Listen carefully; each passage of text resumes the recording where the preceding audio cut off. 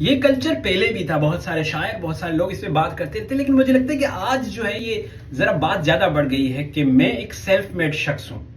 اور اسپیشلی آج کے نوجوانوں کو لگتا ہے کہ کامیابی صرف ایک سیلف میڈ شخص ہی حاصل کر سکتا ہے، اور سیلف میڈ کا مطلب یہ لیتے ہیں کہ میری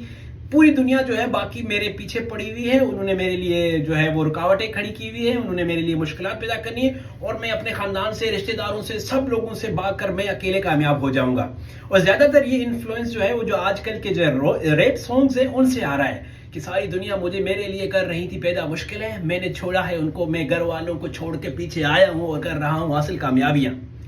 تو میرے دوستو، ریپ سانگز میں تو شاید یہ ممکن ہو سکے، لیکن حقیقی زندگی میں تعلقات کی بنیاد پہ آپ کا کام ہوتا ہے۔ آپ کے اندر جتنی زیادہ عاجزی ہوگی، جتنا زیادہ آپ کے لوگوں کے ساتھ لنکیجز ہوگا، جتنا آپ اچھے طریقے سے لوگوں سے میل ملاپ رکھ سکیں گے، وہ آپ کو کامیابی کی ذمے کی طرف لے کے جائے گا یا کامیابی کی طرف لے کے جائے گا۔ جیسے آپ کی ناکامی کا صرف ذمہ آپ خود نہیں لیتے، پوری دنیا کو اس کا ذمہ دار ٹھہراتے، اسی طرح جب آپ کامیاب ہو جائیں تو وہ بھی آپ اکیلے وہ کریڈٹ نہیں لے سکتے۔ آپ کی کامیابی میں ان لوگوں کا کردار ہے، موجود ہے، ان کو اپریشیٹ کیجیے، ان کو اکنالج کیجیے، جنہوں نے آپ کو کھلایا پلا کے آپ کو صحت مند بنایا، بڑا کیا، جنہوں نے آپ کو پڑھا لکھا کر شعور دیا، عقل دی، بولنا لکھنا پڑھانا سکھایا، جنہوں نے آپ کو صحیح راستے بتائے، جنہوں نے آپ کو گمراہ ہونے سے بچایا، اور ایسے لوگ جنہوں نے آپ کو چیلنجز دیے، جن کو آپ کے لیے چیلنجنگ سچویشنز پیدا کی کہ آپ کی سکلز میں نکھار آ سکے، اور سب لوگوں کی وجہ سے آپ کامیاب ہوئے ہیں، اور ان کا کنٹریبیوشن آپ کی کامیابی میں شامل ہے۔ تو جب بھی آپ یہ کہیں کہ میں ایک سیلف میڈ شخص ہوں، تو آپ ذرا سوچئے گا کہ جو آپ بات کر رہے ہیں واقعی وہ ایسی ہے کہ آپ اکیلے پیدا ہوئے اور پھر آپ نے رنگتے آپ نے کامیابی حاصل کر لی، یا بہت سارے ایسے لوگوں کا کنٹریبیوشن اس میں شامل ہے۔